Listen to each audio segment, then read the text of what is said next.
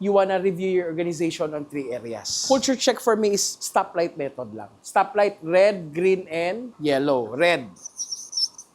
Obviously, what do we need to stop? That is not working or hindi contributing to the growth of the organization and company. So, dito lalabas yung kultura mo. Ano yung mga pangit? Next, ano yung green? Ano naman yung maganda that we have to continue?